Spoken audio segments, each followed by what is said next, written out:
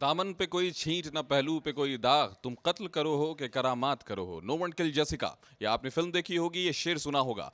इसी तरह के कुछ मामले बिहार में हैं, जो दो मामले पर हम आज डिस्कस करेंगे। मैं काशिफ मलिक, कशिश न्यूज के डिजिटल प्लेटफॉर्म पर स्वागत करता हूं आपका। हम बात करने वाले हैं अनंत सिंह से जुड़ी एक मामले को, और रुपेश सिंह हत्याकांड मामले को, जो इंडिगो के स्टेशन हेड थे। इन दो मामलों पर हम बात करेंगे। सबसे पहले अपने वरिष्ठ सहयोगी राजीव जी से। राजीव जी, एक तो मामला यह है कि अनंत सिंह का यह दावा है कि जब मैं कोर्ट से बरी हो गया और वो हथियार भी मिला है, तो आखिर ये बताएं कि वो किसका था, और अगर नहीं मिला है तो मुझे फिर फंसाया गया था। तो इस पर क्या सफाई पुलिस प्रशासन की तरफ से आएगी, और अनंत सिंह का जो ये कहना है उस पर क्या कार्रवाई होगी? देखिए, आज डीजीपी ने एक प्रेस कॉन्फ्रेंस किया था पुलिस अधिकारियों को सम्मानित करने के लिए। नए जो आपराधिक कानून आए हैं 1 जुलाई को यहाँ लागू हुए, पूरे देश में हुआ है। तो पहला केस उन्होंने सुलझाया है और मात्र 50 दिन के ट्रायल पे वो केस में आजीवन कारावास और 25-25 हज़ार रुपये जुर्माने की। इसको लेकर के जो पुलिसकर्मी थे, सारण जिला के जो एसपी थे, डीएसपी थे, इंस्पेक्टर थे, वहाँ के पब्लिक स्पोर्ट के मैंने पीपी थे, फिर और फॉरेंसिक जांच लैब, जो कि वैज्ञानिक विधि से, जो इसमें नया नियम आया था वैज्ञानिक विधि से वो सारे आंकड़े जुटाना और सारे चीज़ों को खंगालना, उनके तहत वो मामला आया था। उनको सम्मानित कर रहे थे। जब हम लोगों ने बात की कि रुपेश हत्याकांड में भी जिस तरह से पुलिस ने तत्परता दिखाई, गिरफ्तारी की, और अनंत सिंह के यहाँ से जो AK-47 और बहुत सारी चीज़ें यहाँ से और उनके गांव से मिले थे, तब लिपि सिंह की आप लोगों ने बहुत मैंने पीठ थपथपाई थी और कहा था कि पुलिस ने बहुत बड़ा ये कर दिया है। ये माने कि पुलिस मुख्यालय ने तो अलग, बिहार सरकार ने लिपि सिंह को और रुपेश हत्याकांड मामले में जो अनुसंधान हुए थे, आरोपी जो गिरफ्तार किए गए थे, उनको लेकर के अपने पीठ थपथपाए थे। तब ये बात आई थी। लेकिन आखिर क्या हुआ?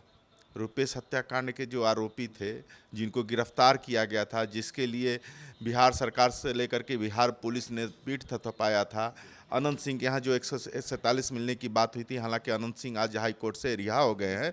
तो आखिर वो दोनों, अनंत सिंह के यहाँ जो हथियार मिला था, लिपि सिंह IPS थी, आज SP भी हैं, तो आखिर वो हथियार किसका था? 2019 का मामला था, और 2021 में रुपेश सिंह हत्याकांड मामले में जो गिरफ्तारी हुई थी, जो अनुसंधान में नाम आए थे, उस समय जब आपने पीठ थपथपाया था, तो आखिर उनका वो भी क्यों छूट गए? दोनों चीज सबसे बड़ी बात है। और आज जिसके लिए आप सम्मानित कर रहे हैं, आप CGM के यहाँ तो वो मामला आया, आजीवन कारावास हुआ सारण जिला में, नए आपराधिक कानून के तहत आप पीठ थपथपा रहे हैं कि भाई हमारे पुलिस ने देश में पहला केस सॉल्व किया है नए कानून के तहत। कल गए वो लोग जब बरी होंगे तब आप क्या जवाब दीजिएगा? क्या अनंत सिंह मामले में आप आगे जाएंगे? ये सवाल था। रुपेश सिंह हत्याकांड मामले में आप आगे जाएंगे? तो विधि सम्मत कार्रवाई की बात उन्होंने की। हम लोग देख रहे हैं, विधि विशेषज्ञों से बात कर रहे हैं, लेकिन इतने दिन तक आप किया क्या? आज सम्मानित कर रहे हैं, कल आप बैकफुट हो जा रहे हैं। और वो जैसे अनंत सिंह तो खैर हाई कोर्ट ने उनको, या उन पर सवाल नहीं है, सवाल ये इस पे है कि आखिर वो AK-47, 2 हैंड ग्रेनेड, फिर उनके जो मैगजीन, आखिर वो किनके थे? या तो पुलिस गलत है, तब जब हाई कोर्ट के यहाँ ये हो गया, तब तो पुलिस आपकी पुलिस है, जिसको आपने सम्मानित किया था उस समय वाहवाही दी थी कि हमारी टीम ने यहाँ से AK-47 रिकवर किया है, तो उनको इतना सम्मान दिया था, और आज आप बैकफुट पे हैं, उल्टे हो गया।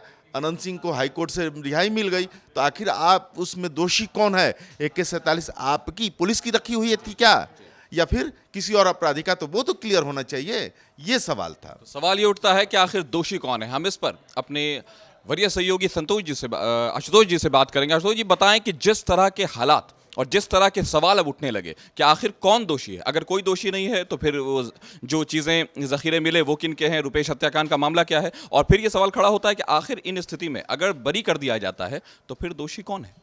बिल्कुल, आपने सही जो इंट्रो किया था कि नो वन किल्ड जेसिका, मतलब सब लोग बरी हो गए, तो फिर यही सवाल होता है कि भाई मारा किसने, और वो रिकवरी हुई तो कैसे हुई, कहाँ से हुई, किसके हथियार थे।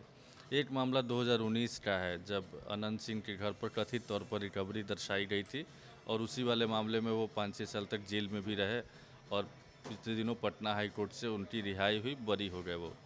वैसे ही 2021 का मामला है रुपेश सिंह हत्याकांड, उसमें भी बड़ी सरकार की फजीहत हुई थी, प्रशासन पर सवाल उठे थे, बाद में गिरफ्तारियां हुई थी, वो लोग भी जेल में रहे थे, लेकिन जब कोर्ट में मसला गया, ट्रायल हुआ, तो सब टाइम टाइम फिस हो गया दोनों मामले में। अब जब रुपेश सिंह के परिवार वाले भी कह रहे हैं कि भाई फिर हत्या हुई तो किसने की, ये तो आपका काम है ना पकड़ने के लिए। और वैसे ही अनंत सिंह बरी होने के बाद ये कह रहे हैं कि भाई जब हमको कोर्ट से इनोसेंट साबित कर दिया तो फिर वो हथियार वगैरह कहाँ से आए, किसके थे, कैसे क्या हुआ, इसका तो खुलासा होना चाहिए ना। या फिर अगर कोई दोषी है तो फिर उनको सज़ा भी मिलनी चाहिए। इन्हीं सारे मसलों का जवाब तलाशने के लिए नए जो डीजीपी बने हैं आलोक राज, उन्हीं से सवाल पूछा गया। हम चाहेंगे कि सबसे पहले जो सवाल पूछा गया और उस पर क्या जवाब है वो दर्शक सुने, वीडियो एडिटर से चाहेंगे कि वो बाइट लगाए। तो क्या उस मामले को लेकर के पटना पुलिस या पुलिस मुख्यालय आगे के अदालत में जाएगी? और सेम केस था अनंत सिंह के यहाँ से AK-47 बरामद हुआ था, जिसमें लिपि सिंह DSP थी बात, उन्होंने हथियार बरामद किया था, बाद में उन्हें भी बरी कर दिया गया हाईकोर्ट के द्वारा। वो AK-47 कहाँ से आती, क्या लिपि सिंह से इस बाबत जवाब देगी पुलिस मुख्यालय? इन दोनों मामलों में क्या कहना है आपका? सर्वप्रथम तो माननीय न्यायालय के सभी आदेशों का सम्मान किया जाएगा, और जहां तक आपका प्रश्न है तो इस बिंदु पर विधिक परामर्श प्राप्त कर विचार किया जाएगा क्या करना चाहिए। जवाब क्या था, तो विधि से परामर्श लेकर के हम लोग इस पर आगे देखें कि क्या पॉसिबल है, क्या हो सकता है। तो आने वाले दिनों में देखना होगा कि इस पर क्या कार्रवाई होती है। लेकिन हाँ, ये सवाल बना हुआ है और इस सवाल का जवाब न सिर्फ जो विक्टिम फैमिली है वो, बल्कि लोग भी तलाश रहे हैं। बिहार की जनता भी चाहती है कि इस सवाल का जवाब मिले। तो बिहार की जनता भी तलाश कर रही है कि सवाल का जवाब मिले कि आखिर मर्डर किसने किया और हथियार किसके थे। अगर ये सवाल खड़े हैं तो तय है कि जवाब कहीं ना कहीं जरूर होगा। हमारे साथ बने रहिए।